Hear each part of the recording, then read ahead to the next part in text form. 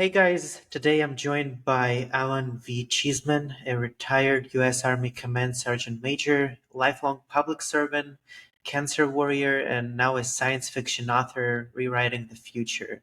This man has lived leadership on every battlefield from war zones to wards, and we're happy to have you on today, and thank you for your service, sir. Thank you for having me on. Point of clarification, though, I'm not a combat veteran. I've never been to combat.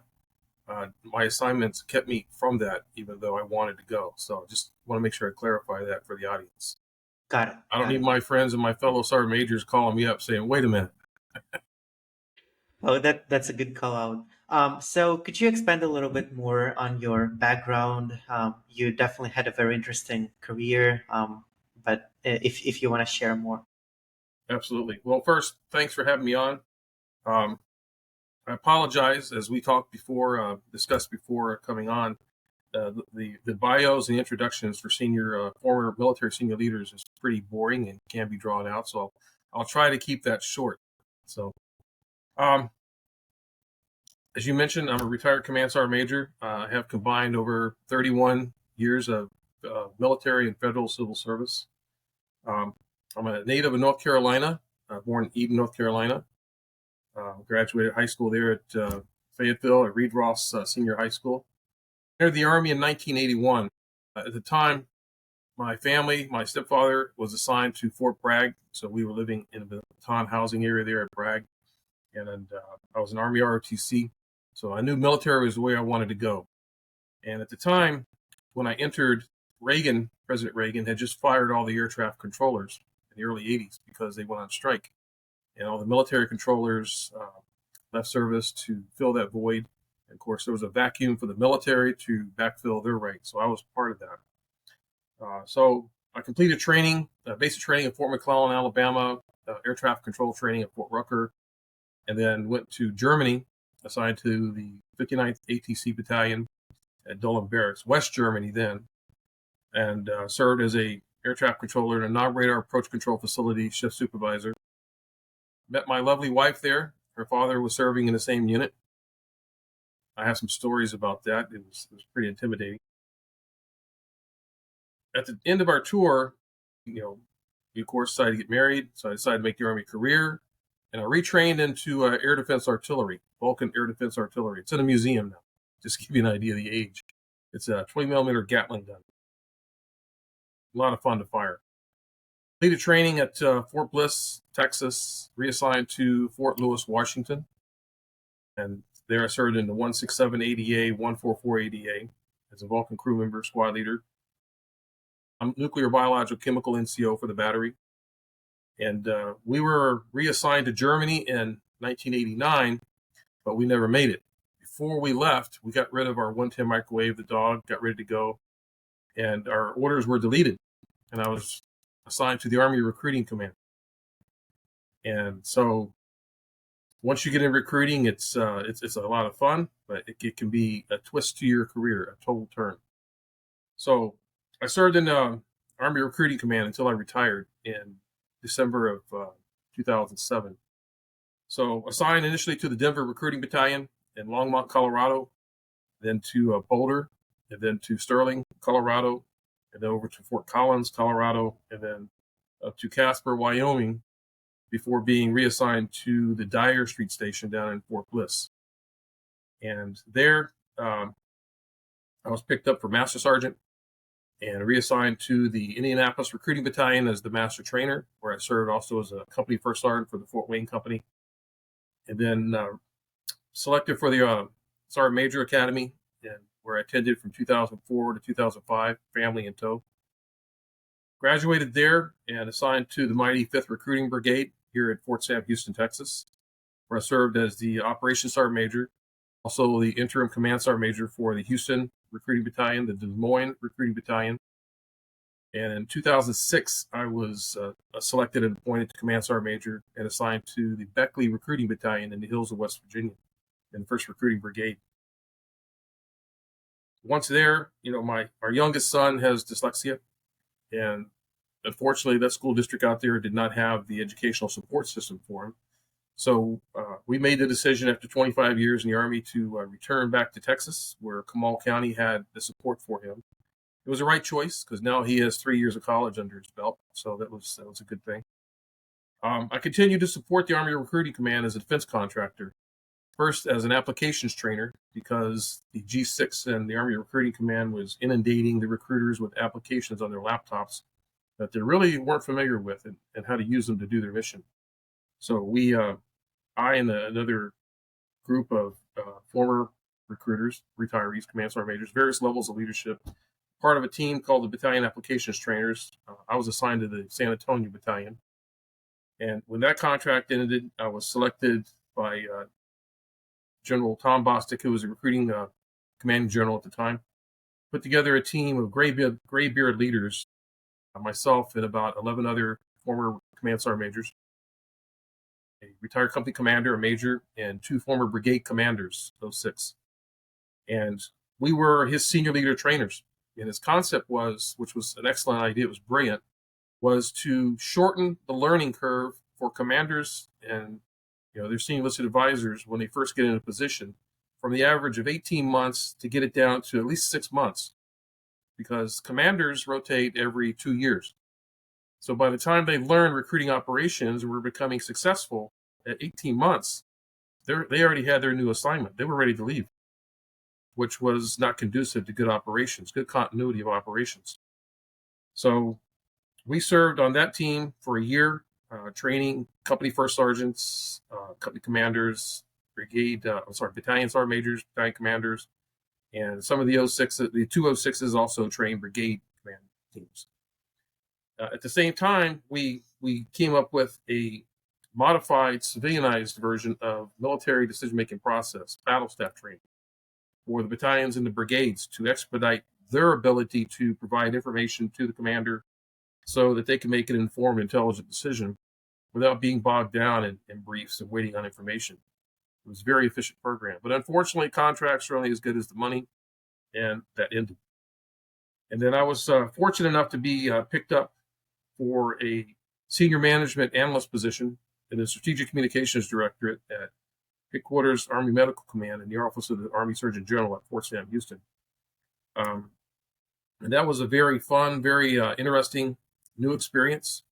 I was hired because of my operational background, because of my ability to project lead, project manage.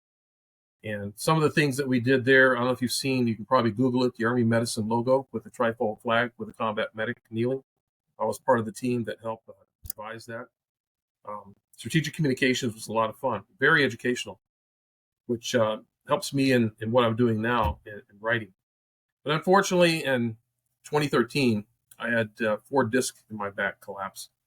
And so they put me on a medical retirement, followed by 3 spinal fusion surgeries at Fort Sam Houston at Brooke Army Medical Center. And couldn't stay down. So I continued my education at the University of Texas at San Antonio, completed a history degree because I love history. And from there, I had a very unique concept for a science fiction series come to me.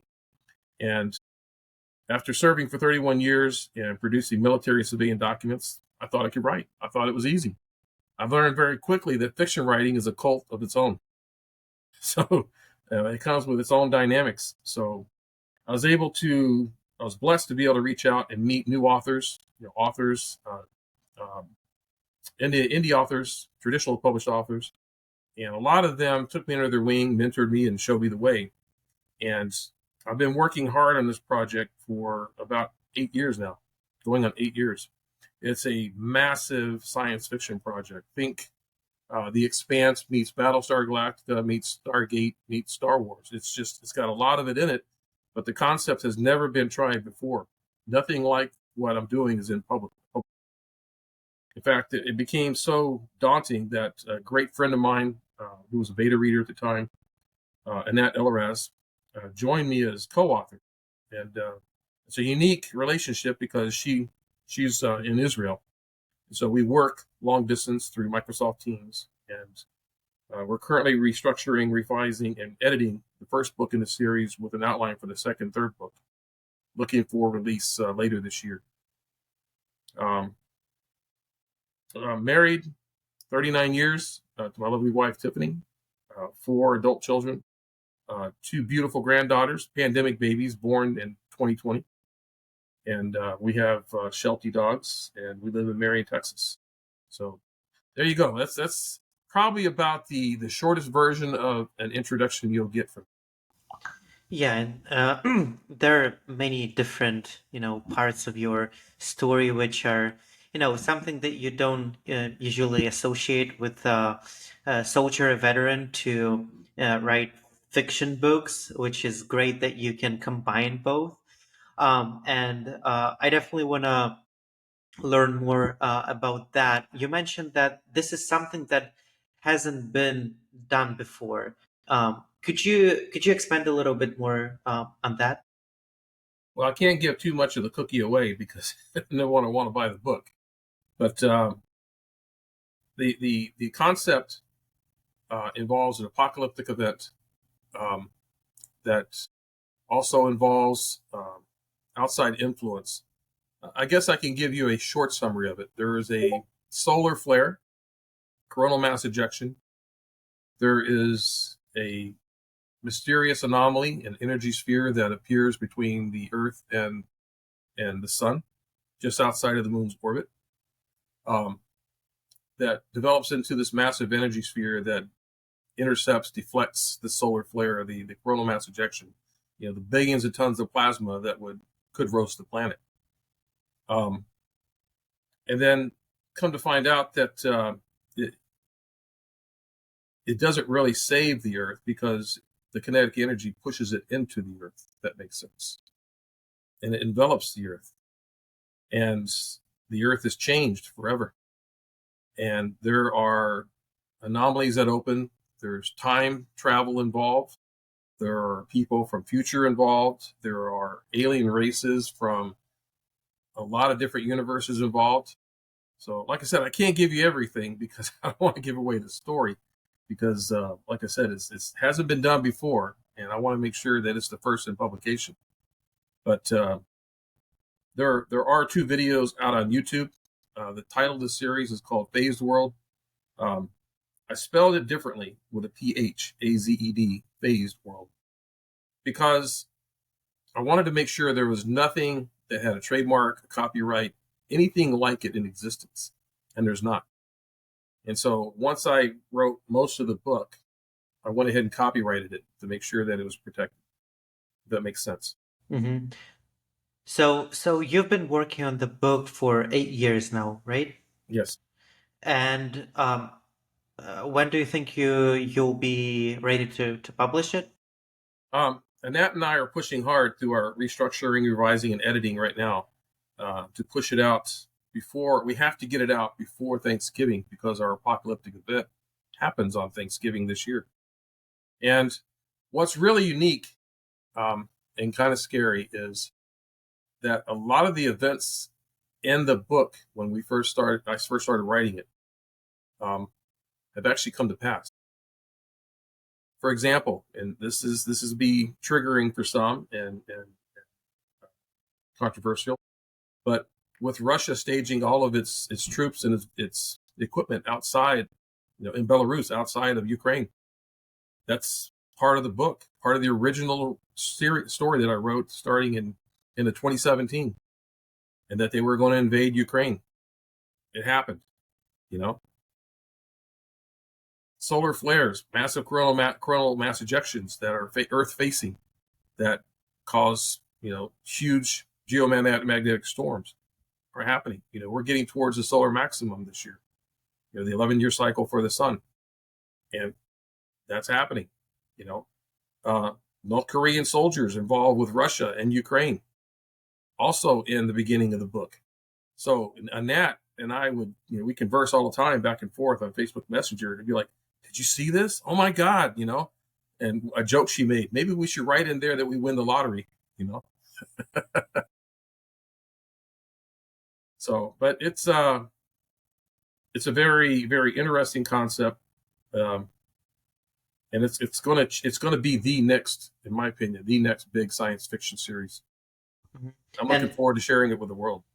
Yeah, that definitely sounds very interesting. And is it going to be available on Amazon in different formats or? Yes, yes, it's going to be Amazon, all the different digital mediums. We'll get the audio book done as well. Um, and like I said, we've already got the outline for book two, book three, and our goal is to get those books pushed out as fast as possible.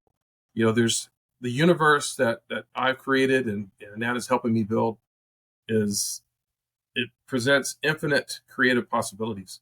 We already have ideas for spinoffs. We're looking at 12 to 14 book series just on what I've started alone. So there's a lot there to continue the series. How is your military background and your life experience contribute to story writing and storytelling? That's a great question, and it definitely helps.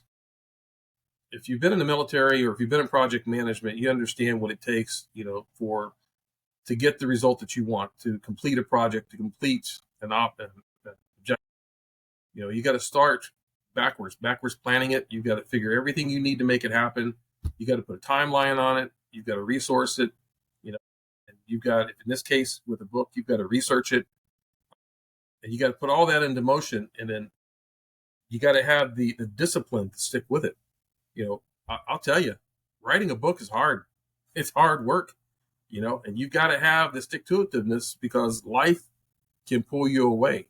At the time I started, I was still working through the history degree, and which requires an extensive amount of writing as well. Um, and then you have your family, and you have other things that happen in life, unfortunate things, family passes, etc. You know, the pandemic happened, so you got to have the stick to itiveness, to go through with it and not get discouraged. Self doubt can be um, evil at times. I don't know if that answers your question. Yeah, yeah, it does. It does in an interesting way. And here I want to follow up. You mentioned on your socials that you're also a cancer warrior. You didn't mention this in your story. So do you want to talk a little bit more about that? Yeah, I can share that, and I'm happy to share it as a warning. Um, First of all, I'll share. Um, I do have melanoma. It's called skin cancer. It's one of the most aggressive types, um, but not my first experience with cancer. Right before I was retired from my civil service position, my wife unfortunately developed breast cancer. And talk about a warrior, for an entire year enduring the chemotherapy, the surgery, the radiation treatments, and so on. You know, she is a true champion. Unfortunately, she beat it, decisively, and still remains cancer free. And then we went through that with my back, and then the retirement and so on. But in 2020, June of 2020, um, at my wife's encouragement, I went and saw a dermatologist where they found something on my back, and you don't see it now, but in a former life, I had a full head of red hair, so fair skinned and very prevalent for sunburns. Um, so they cut that thing out, biopsied it, and it came back as melanoma. And so at Wilford Hall in San Antonio in Laughlin Air Force Base, that's the dermatology clinic. Great folks there. They took their pound of flesh. When you have something like that identified, they take as much as they can to make sure the margins are clear.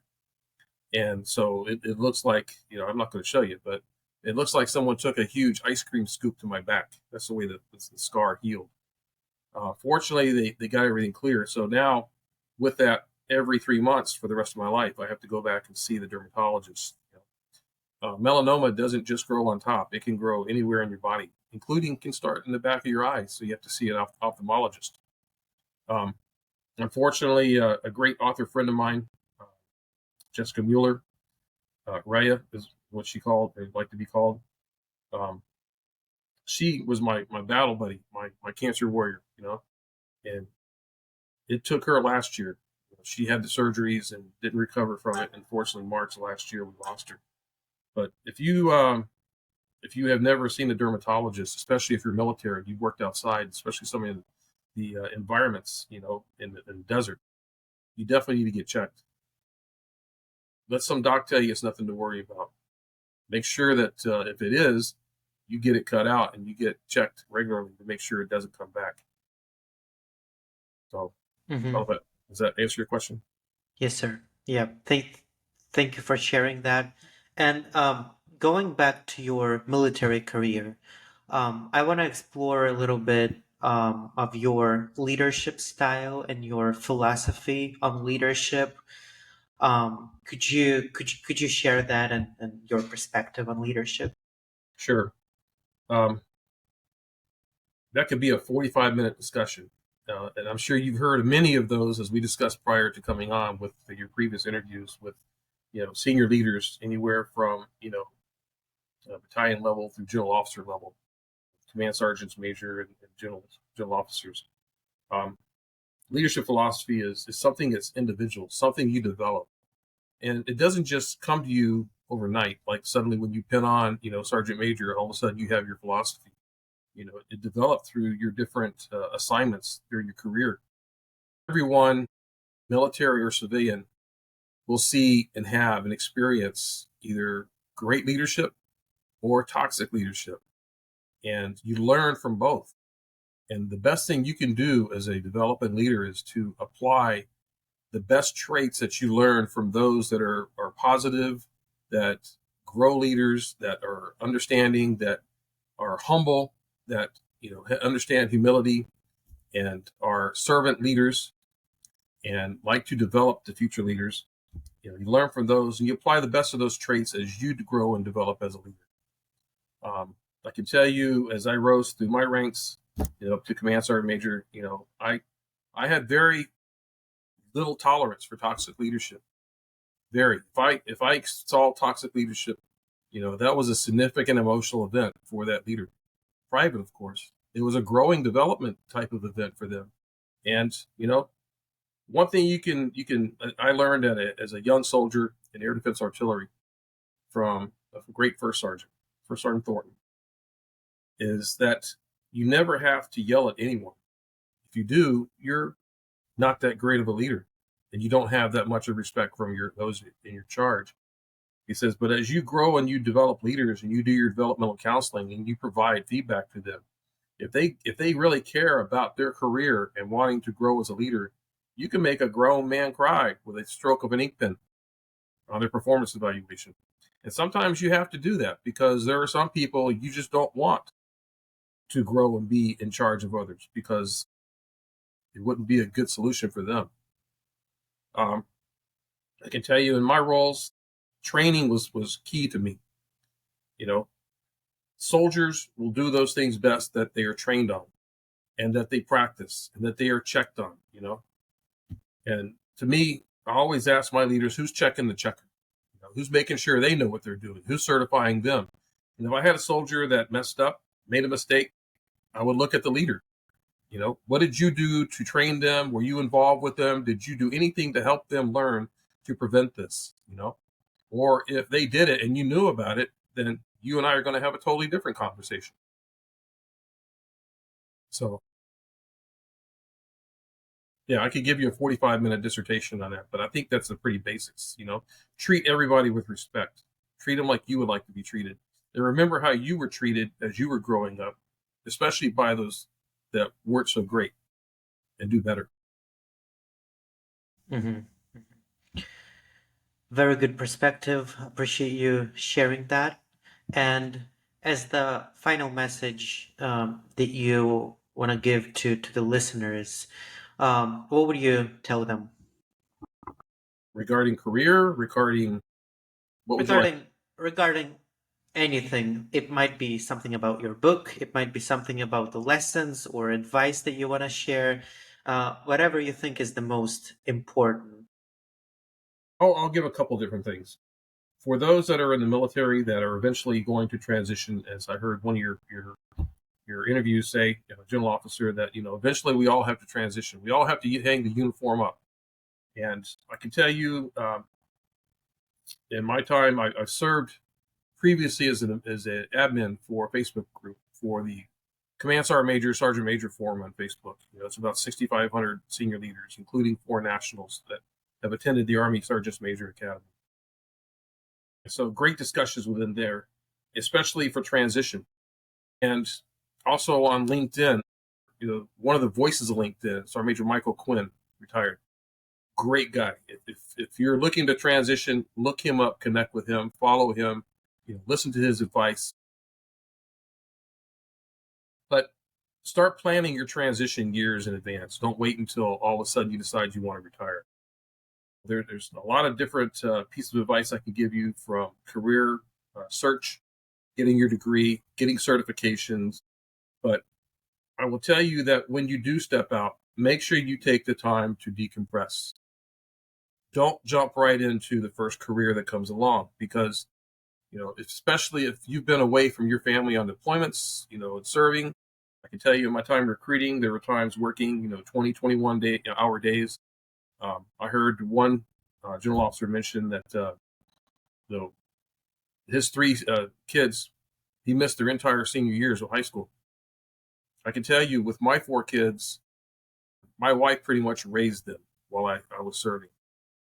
Great woman, great soulmate. But now that I'm retired, I'm very much involved with my family. I enjoy that time. So those that are transitioning, make sure you take time to do that. Catch up. Be there. It's important. You miss that time, catch up, invest in it. Especially if you have grandkids. That was the best promotion I ever had. Better than Command Sergeant Major. Papa is the title. I mean, you can see it on my cup. And then when you do step out, do something that's going to be fun. Do something you're going to enjoy, something you want to get out of bed for. And if you're just retiring, eventually you're going to need a purpose. You're going to need a reason to get up out of bed. Unfortunately, the mortality rate for the military is high when people retire, mainly because they've been running so long and so hard and so fast that they don't know how to slow down. And unfortunately, sometimes, that leads to other things like alcoholism, drug abuse, and suicide. And, everybody is a suicide prevention expert. They need to watch out for that. Look out for their battle buddies. Make sure they're looking for that. Pursue something that you enjoy. For me, I wanted to finish my education. I love history. That's why I went to the University of Texas at San Antonio. I always told my soldiers, pursue your education, get that knocked out. I was running so hard, so fast, I didn't follow my own advice until after I retired. But now I have that sheepskin. And I encourage that to my kids. My kids all went to college. In fact, my oldest is the only one that served in the military. He went Air Force instead of Army. Wanted to do something different, satellite telecommunications, tour in Afghanistan, Bagram. Completed his degree in criminology, and now he's working in cyber defense, cyber security. So our daughter, our brain trust, she went to University of Texas, San Antonio, got an English teaching degree. So the kids are great. And in fact, my wife actually attended college with me. I can tell you that was fun, carrying my wife's books to class in college. That was a highlight of that. For those in life, whether you're civilian, military, whatever, you have lived experiences. Everybody can be a writer. I have a lot of my friends now that have been following me. I'm not saying I'm the one to spark them, but a lot of people have picked up the pen, their computer, and now they're published authors. They're putting out leadership books. They're putting out their memoirs. If you have a story, something you have a lived experience for, such as yourself with your podcast, write a book. Doesn't have to be a complete novel. Doesn't have to be a door-holding type of tome, with 430,000 words, like great author Ryan Cahill writes. I'm looking forward to his new book. But write something, get something out there. I'll tell you, there's a great guy that's a great mentor to me, and I'll end it on that. A couple guys. There's a lieutenant colonel retired, Craig Martell. He's like the godfather of indie authors. You can look him up online. Lives in Alaska, very involved in conferences that support authors, teaching them and so on. In fact, I think he just finished a conference in Aruba, heading back home. But he started writing after he retired. I think he's up to over 200-something books published now. And once you get those books out there, it becomes, this passive income that you have on Amazon because you have your backlist, and it creates a legacy for yourself. So that's what I'll leave you. Chase your passion, live life, do your best. One of your interviews that I watched previously, there's a retired command sergeant major, Mike Burke, great guy, and he was talking all about legacy. How do you want to be remembered? Do you want to be that guy that is remembered for helping people? Which that is something I failed to mention. It's an honor and privilege that even after I retired, a lot of the soldiers I put in the Army in recruiting, a lot of the soldiers that I was honored to lead, privileged to lead, that had that trust in me, a lot of them that I've met since retiring, I still continue to lead, mentor, and take care of warriors and their families. I've helped soldiers with their evaluations, assignments, making that connection because, I know a couple of command sergeant majors and or sergeant majors in key positions. We do that backdoor knock, and we get it done to take care of the families, you know. So that's a great thing. I'm still privileged to be able to do. Hmm. Well, that's a very good note to finish this episode on. Thank you, sir, for joining and for sharing your perspective on these different topics and sharing your story. Good luck with the book. I'll put the links that I can share in the description of the video. So if you're watching, listening this on YouTube, you can follow his work. And yeah, thank you again for joining. It was my pleasure to do this. Thank you very much. It was an honor to be on your show. Absolutely. Thank you.